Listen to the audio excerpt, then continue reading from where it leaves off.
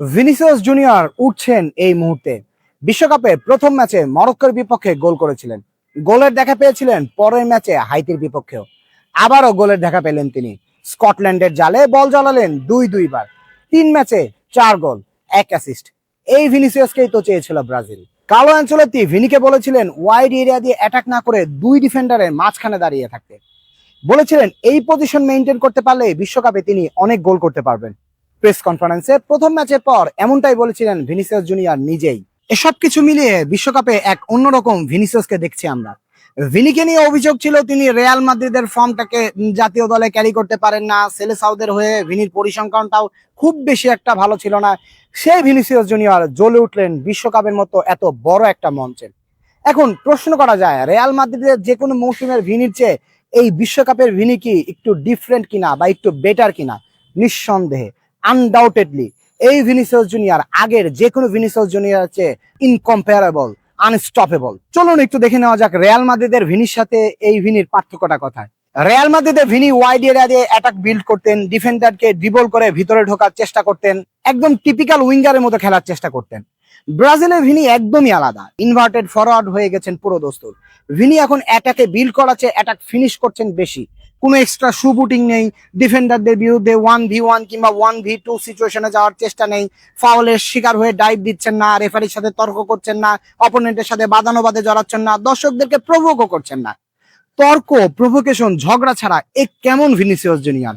হ্যাঁ, এটা একদমই বদলে যাওয়া এক ভিনিসিয়াস জুনিয়র, যাকে বদলে দিয়েছেন Brazil boss, the mastermind Don Carlo Ancelotti. কথা বলতে হবে ভিনিসিয়াসের না হওয়া গোলটা নিয়ে। প্রথমে নিজে প্রেস করে বলটা উইন করেছিলেন ভিনি, এরপর গোলকিপারকে পাস দিয়ে বল পাঠিয়েছিলেন জালে। রিপ্লেতেও দেখা গেল ভিনিসিয়াসের ট্যাকেলটা ক্লিন ছিল, তবে ভিআর দেখে রেফারি বললেন অন্য কথা, তিনি ফাউল দিলেন। ভিনি বলের জন্য প্রেস করেছিলেন, তার পা ছিল বলের কাছে অপোনেন্টের পায়ের সামনে। ভিনির ওই সামনে থাকা পায়ে টাচ লেগে বলটা হারিয়েছিলেন হেনরি, আর সেখান থেকে বলটা নিয়ে গোল করেছিলেন ব্রাজিল তারকা। যে ডিফেন্ডার ছিলেন হেনরি, সে নিজেও ভেবেছিলেন যে ট্যাকেলটা একদম ক্লিন ছিল। স্কটল্যান্ডের অন্যান্য কোনো খেলোয়াড়েরা এই ফাউলের জন্য আবেদনই করেননি, তবে রেফারি ভিআর দেখে গোলটা ডিসঅ্যালাউ করে দিলেন। ভিনি একটি বৈধ গোল থেকে বঞ্চিতও হলেন। বিবিসি কনসালটেন্ট ফুটবল ল স্পেশালিস্ট ড্যারেন ক্যাম দাবি করেছেন যে এটা কোনোভাবেই ফাউল ছিল না। রেফারি সেজার রামোস ভুল ডিসিশন নিয়েছেন, ভুল অ্যাঙ্গেল থেকে দেখে ডিসিশন নিয়েছেন। এই ব্যাপারে ফিফা নিশ্চয়ই পরে কোনো না কোনো ব্যাখ্যা দেবে, তাতে আর কি, গোলটা তো আর ফেরত আসবে না। গোলটা পেয়ে গেলে ভিনির হ্যাট্রিক হয়ে যেত। বিশ্বকাপে এর আগে কোনো ম্যাচে 2 গোল করতে না পারা ভিনির জন্য এক ম্যাচে হ্যাট্রিক করতে পারা নিঃসন্দেহে অনেক বেশি বুস্টিং হতো তার মোরাল কনফিডেন্সের জন্য। হ্যাট্রিক পেয়ে গেলে এক অনন্য কীর্তিও করা হয়ে যেত ভিনিসিয়াসের। পেলের পর বিশ্বকাপে আর কোনো ব্রাজিলিয়ান হ্যাট্রিক করতে পারেনি।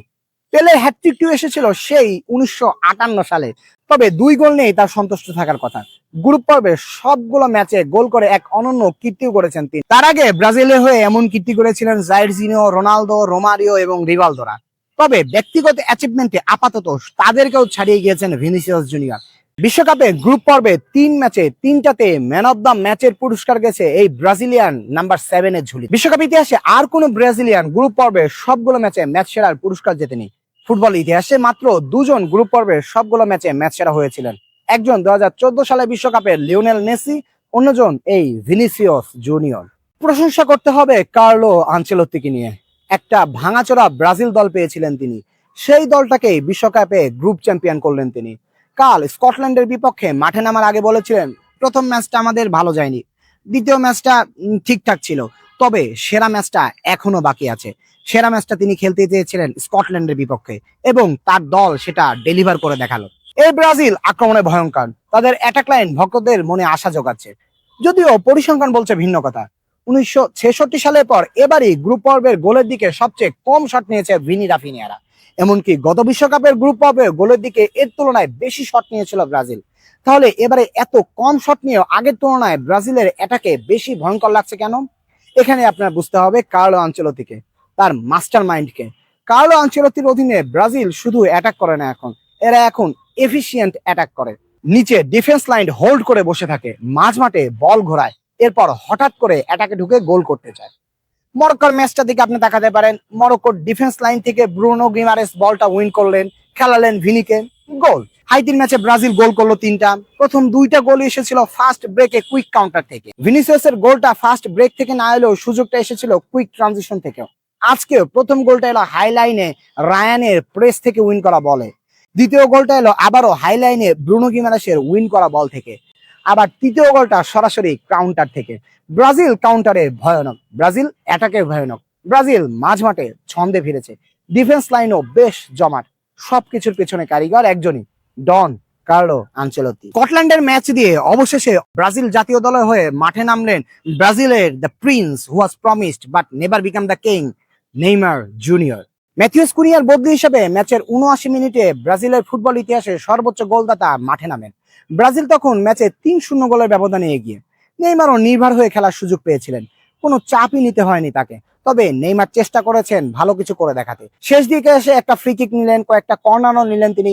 মাঝমাঠে নেমে এসে প্রেস বিট করার চেষ্টা করলেন, behind the line run make করার চেষ্টা করলেন, অ্যাটাকে যাওয়ার চেষ্টা করলেন। গেম সেন্সটা এখনো প্রবল এবং প্রখর তার, তবে গতি কমে গেছে অনেক। আগের মতো বল নিয়ে ভিতরে ঢুকতে পারেন না। নেইমার তবুও দুর্দান্ত ছিলেন। একটা অ্যাসিস্ট হয়তোবা তিনি পেলেও পেতে পারতেন। ভিনিসিয়াসের সাথে 1-to-1-এ 2বার বক্সের ভিতরে ঢুকে পড়েছিলেন। 2বারই ভিনিসিয়াসকে দারুণ দুটো বল দিয়েছিলেন। ভিনিসিয়াস কেমন করে গোল করতে পারলেন না সেটাই অবাক করার মতো। নেয়ার পোস্ট শট না নিয়ে ফার পোস্টে টপ কর্নারের শটটা নিলে নিশ্চিত গোল হতো ভিনিসিয়াসের। হতে পারতো অনেক কিছুই, তবে যতটুকু হয়েছে তাতেই খুশি থাকার কথা দলটি। রাফিনিয়ার ইনজুরিতে স্কটল্যান্ডের বিপক্ষে শুরু থেকে মাঠে নামার সুযোগ পেয়েছিলেন রায়ান। একটা ওপেন নেট চান্স মিস করলেন। ভক্তদের রেগে থাকার কথা, তবে তারা রেগে নেই, বরং রায়ানকে নিয়ে বেশ খুশি তারা। কারণ একটাই, রায়ান ভিতর দুর্দান্ত, অসাধারণ, অনন্য। বল পায়ে ব্রাজিল দলে তাকে রাফিনিয়া চেয়ে বেটার লেগেছে। কার্লো আনচেলত্তি অফ দা বলে 4-4-2 ফরমেশনে খেলাতে চান ব্রাজিলকে, সেটাতে পারফেক্টলি স্যুট করেছেন এই রায়ান। তার ডিফেন্সিভ ওয়ার্কেট নিয়ে একটু কথা বলা যেতে পারে। আজকে স্কটল্যান্ডের ডিফেন্স লাইনে প্রেস করেছেন তিনি বারংবার। ভিনিসিয়াসের প্রথম গোলে বলটা প্রেস করে উইন করেছিলেন এই রায়ান ভিতরি। আবার নিজেদের মাঝ মাঠে নেমে সামলেছেন স্কটিশদেরকে। এতটাই দুর্দান্ত ছিলেন যে স্কট ম্যাকটিমনে সেকেন্ড হাফে তার পাশে খেলেনি আর, অন্য পাশে চলে যেতে বাধ্য হয়েছিলেন। ইতালিয়ান লিগের মোস্ট ভ্যালুয়েবল প্লেয়ার স্কট ম্যাকটিমনি একজন 19 বছরের অখ্যাত রাইট উইঙ্গারের কাছে মাঝ মাঠে নিজের পজিশন বদলে অন্য পাশে চলে গিয়েছিলেন। রায়ান এতটাই দুর্দান্ত ছিলেন। দুর্দান্ত লেগেছে আরো একজনকে, ম্যাথিউস কুনিয়া। আপনি হয়তো তাকে ম্যাচে খুঁজে পাবেন না, কিন্তু বল যখনই বক্সের ভিতরে থাকবে আপনি তখনই ম্যাথিউস কুনিয়াকে ওই জায়গায় কেমন করে যেন খুঁজে পাবেন। প্রথম ম্যাচে ইগোর থিয়াগোর কারণে বেঞ্চে কাটাতে হয়েছে তাকে। বিশ্বকাপের কোনো ম্যাচে কার্লো আনচেলত্তি তাকে মাঠে না পাঠালেও খুব বেশি একটা অবাক হওয়ার কিছু ছিল না, কারণ জাতীয় দলের হয়ে 24 ম্যাচে মাত্র একটি গোল করেছিলেন এই ব্রাজিলিয়ান ফরওয়ার্ড। হ্যাঁ, মাত্র একটি। সুযোগ পেয়ে প্রথম ম্যাচটাতে করেছিলেন 2 গোল, আগের 24 ম্যাচের গোলের থেকেও যেটা বেশি ছিল। আজকেও আবার গোল করলেন তিনি, 2 ম্যাচে 3 গোল। ভিনির সাথে উঠছেন তিনিও। মাঝমাঠে ব্রুনো গিমারেসকে নিয়ে কথা বলতে হবে, অবশ্যই কথা বলতে হবে। কি দারুণ খেলেছেন আজ, দুইটা অ্যাসিস্ট পেয়েছেন। ভিনিসিয়াস কার্লো আনচেলত্তির সাথে বাজি ধরেছিলেন যে হেডে গোল করবেন তিনি। কার্লো আনচেলত্তি বিশ্বাসই করেননি যে ভিনি হেডে গোল করতে পারবেন। ভিনিকে গোল করতে শিখিয়েছিলেন যিনি, তারই সন্দেহ ছিল ভিনির হেডে গোল পাওয়া নিয়ে। অথচ ব্রুনো গিমারেস আজকে ভিনিকে দিয়ে হেডে গোল করালেন। এর মধ্য দিয়ে গ্রুপ পর্বে নিজেদের শেষ ম্যাচ খেলে ফেলল ব্রাজিল। নকআউট স্টেজে তাদের প্রতিপক্ষ হবে কারা তা এখনো নিশ্চিত হয়নি। আপনার কি মনে হয় ব্রাজিলের প্রতিপক্ষ কারা হতে পারে? ব্রাজিলই বিশ্বকাপে কত দূর যাবে? উত্তর জানাতে পারেন কমেন্ট বক্সে। বিশ্বকাপ জুড়ে আমাদের সঙ্গেই থাকুন।